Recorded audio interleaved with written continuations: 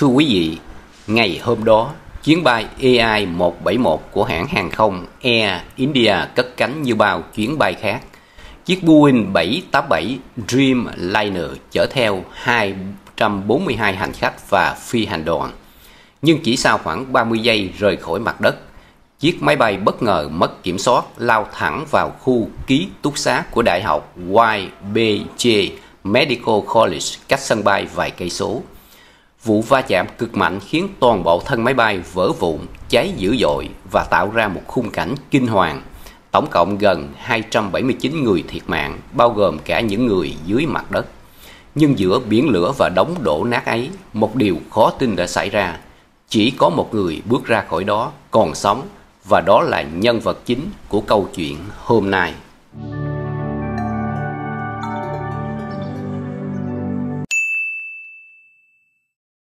Đầu tiên, chúng ta hãy nghe anh ấy chia sẻ. Emergency door is broken. Yeah. My seat is broken. Yeah. I'm not jumping. Okay. I just walk out in it. Okay. I can't explain. It's medical everything. Anh Vishwaskumar Ramesh, 40 tuổi, một doanh nhân gốc Ấn, quốc tịch Anh. Anh trở về Ấn Độ thăm gia đình sau nhiều năm làm ăn ở Anh. Vào buổi trưa định mệnh hôm đó, anh được sắp xếp ngồi ở ghế 11A, vị trí gần cửa thoát hiểm. Ngay sau khi chiếc máy bay gặp sự cố, mọi chuyện diễn ra quá nhanh đến mức không ai kịp phản ứng. Trong tích tắc, phần lớn thân máy bay nổ tung khi va vào tòa nhà. Thế nhưng, tại khoang giữa nơi anh Vishwaskumar ngồi, nhờ một loạt sự kiện trùng hợp lạ thường, phần thân máy bay ở đó bị gãy rời nhưng không hoàn toàn nghiền nát. Chính lúc ấy, anh cảm nhận được cơn rung lắc khủng khiếp, dây an toàn siết chặt, rồi bất ngờ, mọi thứ tối đen, nhưng phần cửa thoát hiểm ngay cạnh anh bung ra trong vụ va chạm tạo thành một khe hở duy nhất. Dù choáng váng, anh vẫn cố gắng gỡ dây an toàn, bò ra khỏi khe hở đó trong làn khói đen dày đặc. Một phần đống nát đổ sụp xuống ngay trước sau lưng anh chỉ vài giây sau khi anh lết ra ngoài. Nếu chậm hơn vài giây, có thể hôm nay chúng ta đã không có câu chuyện để kể.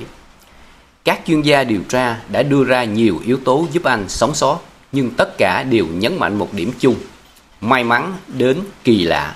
Vì sao? Anh ngồi gần cửa thoát hiểm, giúp có cơ hội thoát ra sớm hơn. Phần thân máy bay quanh anh không bị nghiền nát hoàn toàn. Va chạm xảy ra ở góc độ khiến lực va chạm ngay chỗ anh thấp hơn các khu vực khác. Và cuối cùng, phản xạ nhanh khi mở dây an toàn, thoát ra ngay khi có cơ hội. Nhưng ngay cả như vậy, các nhà điều tra đều nói 99 người khác có thể ngồi ở đúng vị trí đó nhưng chưa chắc đã sống sót. Vishwaskumar có may mắn đi cùng mình ngày hôm đó. Thưa quý vị, chúng ta vừa nghe câu chuyện sống sót phi thường của Vishwaskumar Ramesh, người đàn ông bước ra từ cõi chết, đơn giản chỉ vì may mắn đã đứng về phía anh. Nhưng câu chuyện vẫn chưa dừng lại ở đây. Ở phần tiếp theo, chúng ta sẽ cùng phân tích sâu hơn về điều gì đã thực sự xảy ra với chiếc Boeing 787 này. Vì sao một chiếc máy bay hiện đại lại có thể gặp tai nạn khủng khiếp như vậy? Thưa quý vị và các bạn, chắc hẳn ai trong chúng ta cũng tự hỏi, tại sao chiếc Boeing 787, một trong những dòng máy bay hiện đại và an toàn nhất thế giới, lại gặp tai nạn chỉ sau chưa đầy 1 phút cất cánh? Hôm nay, chúng ta sẽ cùng nhau đi vào phân tích nguyên nhân gây ra thảm kịch này. Boeing 787 Dreamliner, quý vị ạ, là niềm tự hào của ngành hàng không thế giới. Đây là dòng máy bay thân rộng, sử dụng vật liệu composite siêu nhẹ, tiết kiệm nhiên liệu, vận hành êm ái và được đánh giá là có các hệ thống kiểm soát an toàn bậc nhất hiện nay. Chính vì vậy, khi nghe tin một chiếc Boeing 787 gặp tai nạn kinh hoàng như vậy, cả thế giới đã bàng hoàng. Những phát hiện ban đầu của cơ quan điều tra như thế này. Theo các thông tin ban đầu từ Ủy ban An toàn Hàng không Ấn Độ, quá trình điều tra đang hé lộ những yếu tố bất ngờ. Thứ nhất, lỗi động cơ lúc cất cánh. Chỉ vài giây sau khi rời khỏi đường băng, phi công báo cáo bị mất lực đẩy động cơ số 2. Việc mất lực đẩy ngay sau khi cất cánh là cực kỳ nguy hiểm, vì lúc đó máy bay chưa đạt được độ cao an toàn, cũng chưa đủ tốc độ để duy trì lực nâng bằng một động cơ. Thứ hai, lỗi cảm biến độ cao. Các cảm biến độ cao cung cấp dữ liệu sai khiến hệ thống điều khiển tự động bị nhiễu loạn. Máy bay lắc mạnh sang trái rồi chao đảo trước khi phi công có thể kiểm soát. Thứ ba, trọng tải lệch tâm. Có nghi vấn ban đầu rằng phần hành lý dưới bụng máy bay được phân bổ không cân đối, làm trọng tâm máy bay bị lệch khi có sự cố động cơ, khiến máy bay nhanh chóng lao dốc. Thứ tư, thời tiết xấu đột ngột. Radar ghi nhận có luồng gió ngang mạnh ngay tại thời điểm cất cánh, càng làm máy bay mất kiểm soát nhanh hơn. Gió ngang tác động mạnh khi máy bay ở độ cao thấp là cực kỳ nguy hiểm. Dữ liệu hộp đen cho thấy, ngay sau khi máy bay chao đảo, phi công đã cố gắng kéo mũi máy bay lên, nhưng trong tình trạng mất lực đẩy cộng với cảm biến sai, chiếc Boeing 787 không thể lấy lại cân bằng. Trong vòng 36 giây sau khi rời khỏi đường băng, máy bay đâm mạnh vào tòa nhà ký túc xá với vận tốc hơn 300 km/h. Vụ va chạm phá hủy gần như toàn bộ thân máy bay. Các phi công đã cố gắng cứu vãn tình huống, nhưng thời gian quá ngắn, độ cao quá thấp, gần như không còn cơ hội xử lý kỹ thuật. Một thành viên trong đội điều tra nói, đây là chuỗi sự cố liên hoàn xảy ra quá nhanh, kể cả những phi công giỏi nhất cũng rất khó để xoay sở trong vài giây định mệnh ấy. Giữa tất cả những hỗn loạn kinh hoàng đó, máy bay gãy làm nhiều khúc. Phần giữa, nơi Anh Wiswash-Kummer ngồi, văng ra khỏi phần còn lại với góc va chạm thấp hơn. Phần khung máy bay quanh chỗ Anh may mắn không bị sập hoàn toàn. Mọi thứ dường như đều sắp đặt để cứu sống anh trong tích tắc. Chỉ có thể gọi là may mắn. May mắn đến mức không thể giải thích hợp lý bằng logic thông thường. Thưa quý vị, vụ tai nạn của Air India là một bài học đau đớn về những rủi ro mà ngành hàng không vẫn đang phải đối mặt, dù đã có hàng loạt công nghệ an toàn tiên tiến. Và trong thảm kịch ấy, phép màu nhỏ bé đã xảy ra với anh Wiswash-Kummer, điều mà chính bản thân anh cũng nói, tôi còn sống đơn giản vì Chúa cho tôi thêm một cơ hội. Trong cái thảm kịch kinh hoàng đó, câu chuyện của anh Wiswash-Kummer Ramesh càng trở nên lay động lòng người hơn khi biết rằng anh không đi một mình trên chuyến bay đó. Cùng đi với anh là người anh ruột, nhưng tiếc thay, số phận đã không mỉm cười với anh ấy. Khi máy bay rơi, cả hai anh em đều bị mắc kẹt trong đống đổ nát. Nhưng rồi định mệnh khắc nghiệt, người anh đã mãi mãi nằm lại tại hiện trường. Chỉ một mình, Wiswash-Kummer may mắn còn sống sót bước ra từ biển lửa. Và có lẽ khoảnh khắc đau đớn nhất chính là lúc người cha của hai anh em xuất hiện tại hiện trường ngay đúng ngày Father's Day, ngày lễ cha.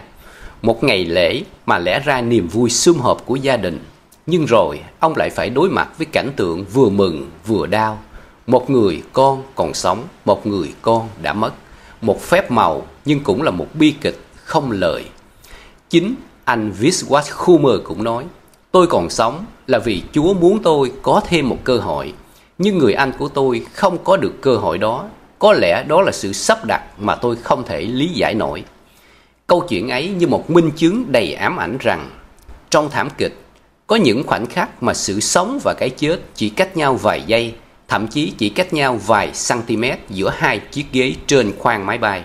Và hơn hết, cuộc đời này đôi khi tất cả chỉ nằm trong bàn tay và sự sắp đặt của Thượng Đế. Thưa quý vị, sau khi nghe câu chuyện của anh Wiswash-Kummer, người sống sót may mắn duy nhất trong thảm kịch Air India, chắc hẳn nhiều người trong chúng ta đặt câu hỏi, nếu chẳng may mình rơi vào một sự cố tương tự, liệu mình có cơ hội sống sót hay không? Hôm nay, chúng ta sẽ chia sẻ những kiến thức thực tế mà các chuyên gia hàng không khuyến cáo giúp tăng khả năng sống sót trong trường hợp máy bay gặp tai nạn.